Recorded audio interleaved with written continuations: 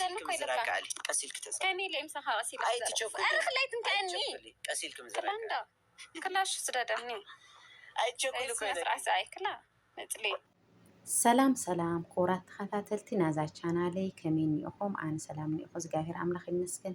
ከምቲ ኣነ ሰላም ዘለኹዎ ሰላምኩም ብዙሕ ትርፍ የለለይ ብዘለኹምዎ ሰላም ክትኮኑለይ ድማ ናይ ልባዊ ትምኒተይን ሓጎሰይን እዩ። ኩራት ተኸታተልተይ እምበኣርከስ ናይ ሎማዓንቲ ትሕዝቶና ወይ ከዓ ዲያና ድሞ ከምዚ ናይ ወትሩ ብዛዕባ ናይ ልልና ናይ ኣሌክስ ሒዘልኩም መፅአ ዝኒኦኹ ማለት እዩ።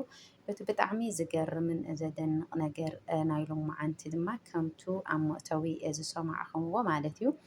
ሊሊ ዝተናስሐት ክትዕረቕ ዝሓሰበት እትመስል ማለት እዩ ከማይ ምክንያቱ እዚ ለበለኒ ነገር ቅድሚኡ ኣይኮነይ ዝኾነ ነብሳ ክነኽኣ ካብ ልፃልኡ ማለት እየ ዝኾነ ክዳና ክትሕዛውን ብጣዕሚ ትፀፍዖ ነይራ ትፀርፎ ነይራ።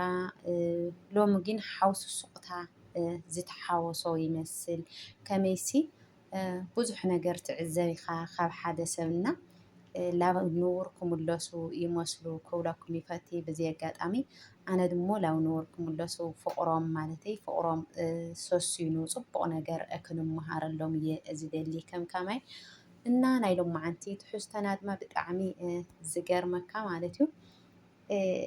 ክልተ መልሓስ ከመይሲ ኣብ ሊሊ ዝተዓዘብክዎ ነገር ቅድሚ ሕዚ ቅርሺ ክትቅበል ተላ ከተኸታታሊና እዩ እና ካብ ፎታዊና ንዓየ ንዓኸይ ካብ ዝፈትወና ኢላ ነይራ ብድሕሪኡ ቅርሺ ለኣሌክስን ካሃቦ ክትብሎ ተላ እውን ደውልሉ ክብላ ተሎ ኣነ ስልኪ ኣይብለይን ብቴክስት ተፀሓሒፍና እዩ እቲ ቅርሺ ልኢኽለይ ነይሩ እና ላበይ ከም ዝኸደ ነጢሩ ግዲ ኮይኑና ሕዚ የለይን እዩ ኢላ መሊሳትሉ ነይራ። መሊሳ ድማ ሎማዓንቲ ንዓ ብሓደ ኮይንና ንረኸቦ እቱ ዝብለካ ነገር ወይ ከዓ እቱ እንሱ ልበካ ሓሳብ ብኸመይ ዓይነት መንገዲ እቲ ቅርሺ ከም ዝተቐበልክዎ ኣነ ክበካ እየ ኣነ ምሳኻ ኮይነ ክሰምዕ እየ እና እስኻ ካብቲ ስምዒት ልኽትወፅእ ካብቱ ሕማቕ ነገር ልኽትወፅእ ንስኻ ዘይሓሰብካዮ ነገር ኣነ ዘይሓሰብክዎ ነገር እና ዝተፈላለየ ስለ ዝኾነ ናየ ናትካን ክረዳዳእ ስለ ዘይከኣለ እቲ ሓሳብና ካብኡ ስማዕ እሞ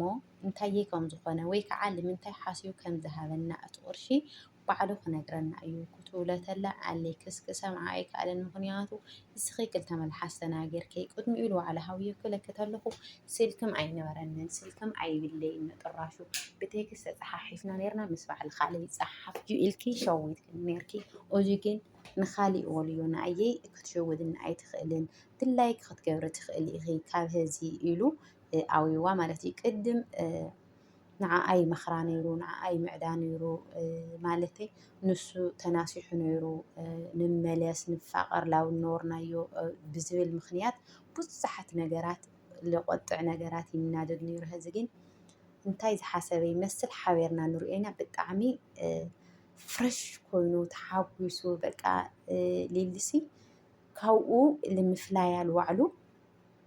ካብኡ ንምፍላያ ልዋዕሉስ ብጣዕሚ ተሓጒሱሉ ተሓጎሰ ይመስል። እሳ ግን ብጣዕሚ እያ ተቆጢዓ ተናዲዳ ዘይተፀበየቶ ነገር ኮይኑዋ ከምዚ እምቢ ክብለኒ እዩ ኢላስ ኣይሓሰበተይ ሙስቲ መጀመርያ ዝነበሮ ንሱ ብጣዕሚ ከም ዘፍቅራ ብሰንኪ ሊሉ ሰኺሩ ክዳኑ ቀዲዱ ዓዊዱ ብዙሕ ነገር ገይሩ ነይሩ እዩ። ኩራት ተኸታተልተይ ኣሌክስ እና ብከምኡ ኩነታት ግዲ ኣይመስለኒ ኣይተፀበየተ ነይራ ግን ዘይተፀበየተ ነገር ክኾና ተለ ድማ ብጣዕሚ ተናዲዳ ማለት እዩ። ተናዲዳ ብጣዕሚ ሓውሲ ሕርቀት ዝተሓወሰ ሰሓቕ ትስሕቕ ነይራ። ኣሌክስ ግን ካብዚ ኩሉ መዓልቲ ኣነ ኩሉ ግዜ ይከታተሎም እየ ኩሉ ግዜ ይሪኦም እየ ዋላ ኮመንት ለ ብጣዕሚ እየ ዘንብብ ግን ከም ሎማዓንቲ ፍረሽ ኣይኮነን ከም ሎማዓንቲ ኣይተሓጎሰን በቃ ብጣዕሚ ብልቡ እዩ ተሓጒሱ ማለት እዩ። ኣብዚ ኮመንት ከዓ መብዛሕትኡ ግዜ ኣሌክስ ሰጆኻ ኣሌክስ ጅግና ሊሊ ሓውላቒት ገለገለ ዝብሉ ኮመንትታት ብጣዕሚ ዝገርም ማለት እዩ። ዝሮ ግን ሓቢርና ንሪኦ ይኾን ማለተይ ኣሌክስ ሕቡእ ዘለዎ ነገር እዩ ዝመስል ክብለኩም ተለኹ ዝኾነ ነገር ናይ ድቡቕ ነገር ዘይተሰምዐ ነገር ዘይተረአየ ነገር ዘለዎ እዩ ዝመስል ማለት እዩ። ሓቢርና ንሪኦ እዩ ዝኸውን። ሊልኸ እንታይ እያ ክትኮን ተመሊሳ ንሳ ፍቅሪ ተገምጢልዋ ንባዕላ ሕደጊ ተቢላ ነይራ እያ ቅድሚኡ ግን ክትሰምዕ ኣይከኣለትን እና ክትሰምዕ ስለዘይከኣለት ድማ ከመይ ከም ዝገብር እቲ ፍቅሪ እውን ክትርድኦ እያ ማለት እዩ። ኣሌክስ ግን ይዓኺ ደክለኩም ይዓኺ ችሩስ ማለት እዩ። ብእውነት ብጣዕሚ እዩ በቃ ተደኒቁ ገለ ኮይኑ ሎማዓንቲ ፍረሽ ኮይኑ እኒኦ እና ንሕና ፍቅሮም ስኒቶም ሰላሞም ኢና እንምንለየሎም። ዋላ ኣብቲ ኮመንት ክትርኢ ተለካ እውን ፍቅርኩም ሰላምኩም ኩሉ ነገርኩም ኢና ንደሊ በጃኹም ተመለሱ ገለ ቅድሚኡ ዳጊ ልምና ነይሩ ኣሌክስ ልምና ነይሩ ሕደጊ ንምንታይ ንስኺ ዋላ እውን ካባይ ተፈላለየ ዋላ እውን ምሳዬ ኣይተቃፅሊ እና ከም ምሳዬ ምንባርኪ ከም ፍቅረኛይ ምንባርኪ ኣነ ፅቡቅ እየ ልምነየልኪ ከም ፍቅረኛይ ምንባርኪ እውን ይትረፍ ከም ጎረቤተይ ከም መትዓቢተይ ከም ሓፍተይ መጠን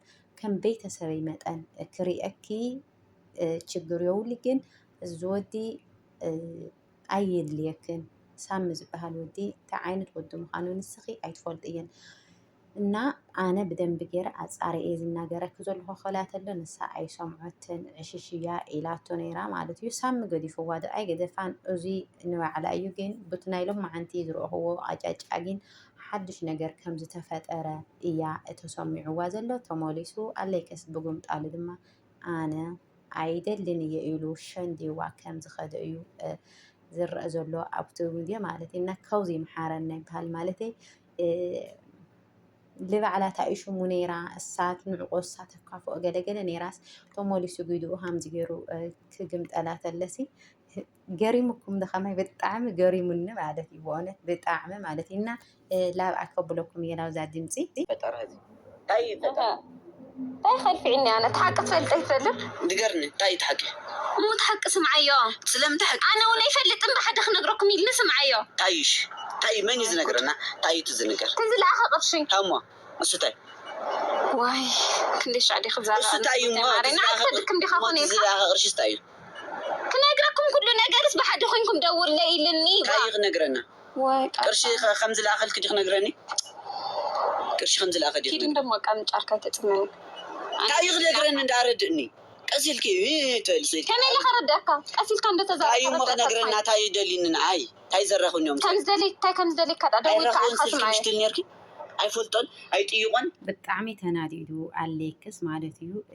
እንታይ እዩ ክነግረና እቲ ቅርሺ ከም ዝሃበኪ ድዩ ክነግረና ኣነ ብደንቢ ገይረ ቅርሺ ከም ዝሃበኪ ይፈልጥ እየ ክብላ ተለ ድማ ኣውፍ ኢላ ብጣዕሚ ማለት እዩ ክንደይ ግዜ እየ ክናገረካ ኢላ ሓውሲ ንዴት ፀርፊ ኣውስኽ ኣቢላ ተናጊራቶ ማለት እዩ። ዝሮ ግን ኣሌክስ ሎማዓንቲ ኣገንዕ እዩ እና ፍቅርኩም ብዙሕ ትርፍ ይበል ላብ ኑር ክትምለሱ ተስፋ ንገብር ስሰና ይጥጥዑ ምንዓኹም ባይ